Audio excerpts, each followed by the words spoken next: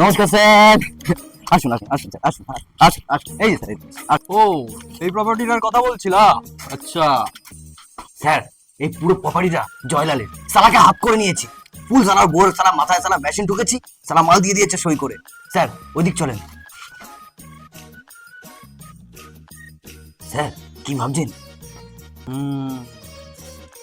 এই জমি নিয়ে দুলাল কোনো টেনশন করো না তুমি। এই জমির পিছনে যত বড় বড় মহারথীরা আছে সবার বইয়ের মাথায় বন্দুক ঠেকাও, পারলে বিচি কেড়ে নাও। স্যার পিচ্ছি কেটে নেবো? গোবর্ধনের 72 একর জমিটা আমার চাই। এই জমির পিছনে যত বড় বড় চুদির ভাইরা আছে তাদের বউয়ের বুকের উপর মাথার উপর বন্দুক ঠেকাও। স্যার গোবর্ধনের জমির থেকেও বউয়ের দাম বেশি, দারুণ দেখতে।